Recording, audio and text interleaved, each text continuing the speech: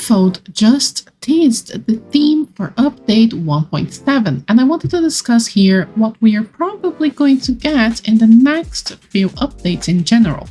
First, let's talk about the teaser itself. Infinity and Nikki's page on Bilibili has changed their profile picture to this. As you can see, we have a blue serpent dragon sleeping on what seems to be underwater with white flowers and butterflies. And I believe this could be potentially a confirmation that we are finally going to get the Serpent Ruins. If you haven't heard of it, Serpent Ruins should be a new dungeon, which will be located at the abandoned Fanatic camp. We already have several mentions to the dungeon in the game currently in multiple quests confirming its location and adding to the lore of the abandoned camp. For example, in this dialogue, Antonio says, "They once breached Florowish. Had one of the Free Kingdom guards not crushed them at the Serpent Ruins, the Mistville War might have had a different outcome." So we may get a story quest about this war and what happened to cause it and end it. We also have several lore books mentioning the ruins, such as the ones in the Queen's Palace dungeon.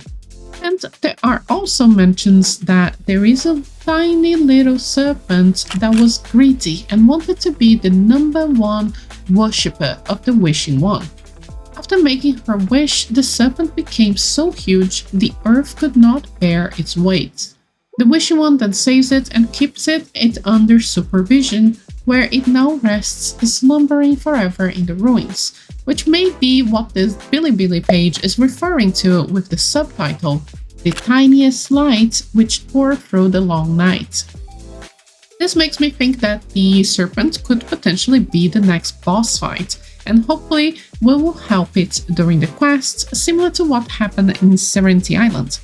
There are also other clues that support this theory, however. For example, in update 1.6, we've got an update to the dungeons, where the front room of Philomea's castle was added and the Timmy's lab was renovated, including some more blinks. Also, it's been a while since we've got a new dungeon, the last one being in the Eerie season. In the previous companion design, we also had this giant serpent art when the opening of the UI would happen, which may very well be a reference to it, since the design looks quite similar, especially with the ears on the hat. And lastly, a very interesting clue is that many of us who do the daily Bling Monster route has noticed that the island water level is going down slowly each patch.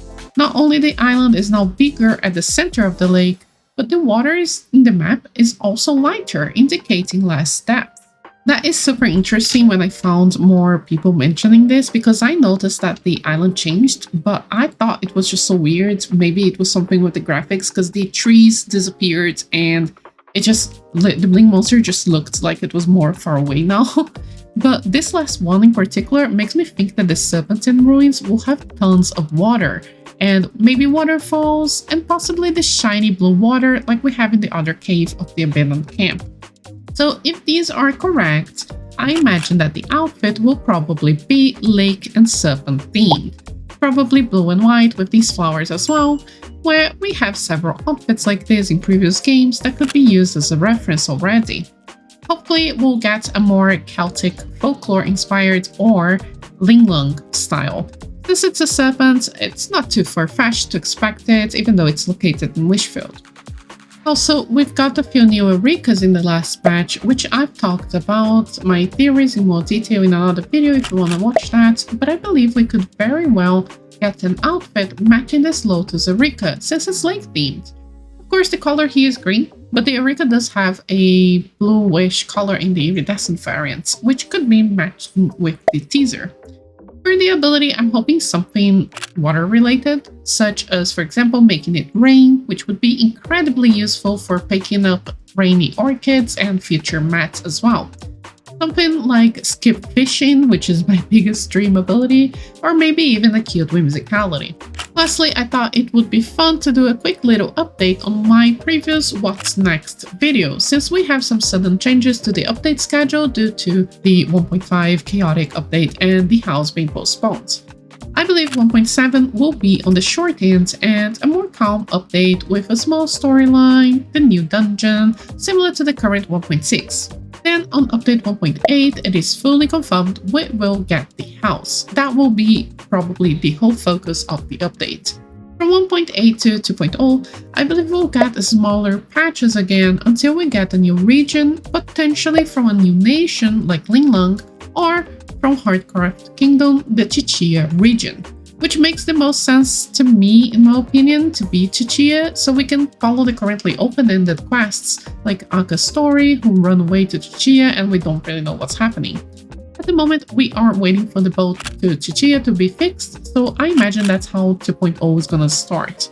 And then moving on from 2.0 onwards, I believe we'll get varied regions from different nations mixed together, as I don't see Nikki going from nation to nation like in Genshin Impact, because there's no actual reason to do it. Some people think that we'll visit Linglong straight away because we have the Linglong boat which appeared at the Lunar New Year. In my personal opinion, however, I believe Linglong will be one of the last nations we visit. Not only because it's the most hyped nation, but also I can see the boat being a small preview used for every Lunar New Year, as if to say, hey, Linglong exists and it's going to be amazing, so hang in there, while we explore other nations to progress Nikki's story. After 1.5, it's clear to me that there were writing changes in the game. Either they changed the writing team or direction of the story for some reason. We do not know because we don't have that kind of like insider information, right? They did promise to include the Threads of Reunion original storyline again into Nikki's journey, so I imagine they are probably working on it right now so we can get a new, clean, fixed start in Chichia 2.0. At least that's what I envision, but I could be wrong. Will definitely be fun to see what happens and if we got any assumption right though. And I wanted to talk a little bit more about the houses specifically, because although I have shared tons of information about the house already in other videos, I want to try and set realistic expectations as I get a lot of comments about this. eFold has started developing the house system almost a year ago, right after receiving the feedback from the first playtest in June 2024. This means the house system will be very much complete and stable when we get it. It's also been confirmed that they will do beta testing for 1.8, which is wonderful news and a clear indication that they've learned with their previous mistake with 1.5. We will most probably get a building ability outfit to create and decorate our home, and 7 months ago they shared a couple screenshots of the entire island we'll get to own and customize. The island will be explorable and we'll get not just furniture but also interactable items and features located in the island itself, which could also indicate we'll potentially get a terraforming ability. Personally, I really hope we can raise pets and garden, but that was not confirmed anywhere. And another thing that was not confirmed is whether or not we'll get furniture banners. Yes, that's why I wanted to set your expectations more realistic. There is a small chance that the house decoration will be slightly premium like we've seen them do with the dice system. What I personally think that will happen is that we'll need to gather overworld materials to craft furniture, similar to the rare pieces, and we'll also have more premium alternatives, perhaps full sets of furniture for something like crisps or diamonds, which we can only obtain through Battle Pass, Mirror Crown, and time-limited events. They could also do it for diamonds and maybe even stellarites, so definitely keep your expectations on the low end, and then if they do something amazing, you're just going to be happily surprised. Also, there is a lot of questions on where the home island will be, but I think the home islands and the next regions will always be on separate realms. This makes it easy for them to let us uninstall specific islands in the future to free up space on mobile, which is a concern.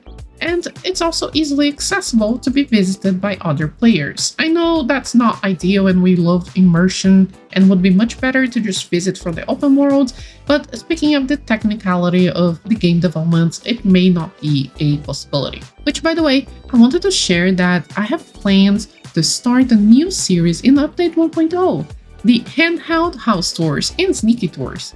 where I'll visit your home islands, either guided by you, by holding hands, or secretly, if possible, and chat about the different customization ideas and decorating preferences of all of the viewers.